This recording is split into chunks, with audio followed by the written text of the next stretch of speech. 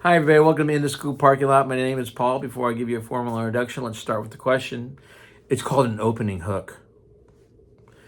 What if I told you that the greatest threat to America's future is not China, Russia, or even inflation?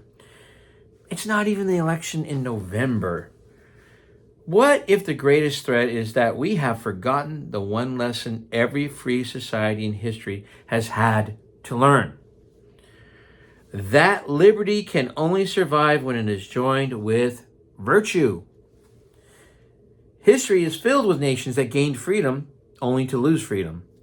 Not because another nation conquered them, but because they slowly abandoned the character that made freedom possible. So welcome to In the School Parking Lot. We do have a Venmo, PayPal account. Also press the like, share, subscribe button, help the algorithm, be a little more open with the truth. So before I begin, let's talk about who I'm going to give credit to. I love this book. Today's episode, and frankly the last several episodes, was inspired by historian William J. Federer's outstanding book, Socialism, especially pages 11 through 14. In those pages, the author explores the observations of Plato and Aristotle concerning democracy, liberty, and moral responsibilities that accompany freedom. Whether or not you agree with every conclusion, and why would you? Anyway, I encourage you to read the book yourself. The book raises questions that every parent, educator, and citizen should consider, and we should put students in there. It's fairly high school, smart middle school kids, definitely college. So more than 23 centuries ago, the Greek philosopher Plato looked at democracy and saw something remarkable. He admired democracy's freedom. Plato described a society filled with variety, where people could choose different ways of living and where liberty was canceled. That sounds familiar.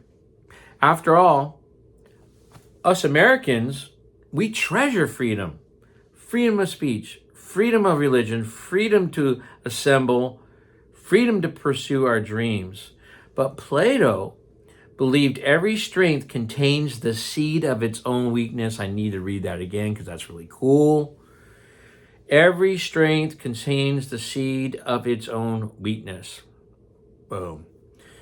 He warned that if freedom becomes detached from self-discipline, if every appetite becomes a right, if every authority is viewed with suspicion, if every limit is rejected simply because it's a limit, then liberty slowly becomes license. And license eventually becomes disorder. I'm seeing disorder all over the place in the United States, unfortunately. Whether you agree with Plato or not, his warning deserves consideration. Plato's student, Aristotle, also believed that no constitution, no matter how brilliant the constitution is, could preserve a nation if its citizens lacked virtue. Governments do not sustain themselves, people sustain themselves. So America's founders understood this. One of my favorite, John Adams, famously wrote, and there's a great school called John Adams Academy. John Adams said, "Our Constitution was made for a moral and religious people. It is wholly inadequate for the government of any other." Did you like that? So in other words, self-government ultimately depends upon self-control. That is why America's earliest schools did not merely teach reading and arithmetic. They taught character, not emotions, character. Words, duty, responsibility, honesty, respect, self-government. Sounds like some great charter school in Lincoln. Because the founders believed that constitutional self-government belongs long before Election Day, constitutional self-government begins in the human heart. Boom. Now let me ask a question. Are we spending enough time teaching those ideas in our schools today? I'm not just going to put public schools. I'm not going to put K-12 schools. I'll just say schools in general. Many parents believe we are not. Now, this is not an attack on teachers, so get your guard down. I am a teacher. I still teach. I've taught since 1989. It's 37 years. Most teachers care deeply about children, may inspire students every single day. This is a conversation about priorities. When students graduate, do they understand that liberty requires responsibility? When students graduate, do they know why the Constitution limits government power?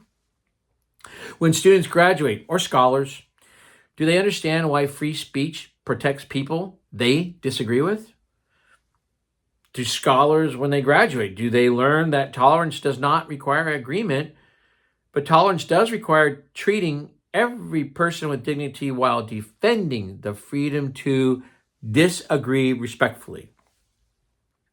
Or have we become so focused on preparing students or scholars for careers that we have forgotten to prepare your children, my scholars, students, that we have forgotten to prepare them for citizenship in the United States? Not global citizenship, citizenship in the United States.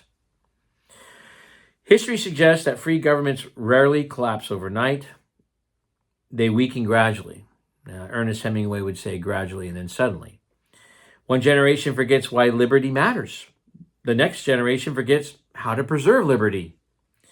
Eventually, citizens begin looking to government to solve problems that once were solved by families, churches, neighborhoods, and communities. Plato believed that when people become accustomed to unlimited freedom without personal responsibility, those people will naturally begin demanding more from the government while expecting less from themselves. Whether his prediction is entirely correct is open to debate, but it is a debate worth having. Now imagine America 30 years from today, which I love to do because, again, we should be generationally thinking. We should be thinking of our grandchildren's grandchildren. So I'm just going to put 30 years from today. If civic virtue continues to receive less attention than academic achievement alone. Imagine a generation fluent in technology, but unfamiliar with the Declaration of Independence. Imagine a generation comfortably expressing opinions, but uncomfortable hearing opposing views to their opinions. Generation quick to demand rights, but slow to discuss responsibilities. That future is not inevitable, but it is possible. The good news is that we can change course. We can restore meaningful civics education. We can teach students not only how government works, but why America's constitutional republic was designed with checks and balances, federalism, and the protection of individual rights. The protection of individual rights, so awesome. We can introduce young people to Plato. We do at our awesome charter school. Aristotle, yep. Founding fathers, of course. Frederick Douglass, Abraham Lincoln, and Martin Luther King Jr. Not because these gentlemen all agreed, but because these gentlemen wrestled with the timeless question of how free people should govern themselves. Schools should remain places where students learn to think critically, listen respectfully, debate ideas without attacking people, and understand that disagreement is not a threat to constitutional self-government. I'm going to read that again because that is disagreement is not a threat to constitutional self-government. Beautiful. It is one of its greatest strengths. Parents have an equally important responsibility, and you've heard this again. I believe this is week 4. Here we go. Read history with your children. Read the Constitution together. Talk about current events around the dinner table. Teach them that liberty is a gift, not a right. It's a gift, but also a responsibility. So good. Because constitutional self-government is not inherited automatically. Every generation must choose whether it will preserve its constitutional government. The future of America will not be decided only in Washington or Sacramento or the ballot box. It's going to be decided in the classrooms, the living rooms, and around, yes, dinner tables, where young Americans learn what freedom really means. So until next time, stay involved, stay informed. Never stop asking what your children are learning, because the future of the United States is being shaped one classroom at a time.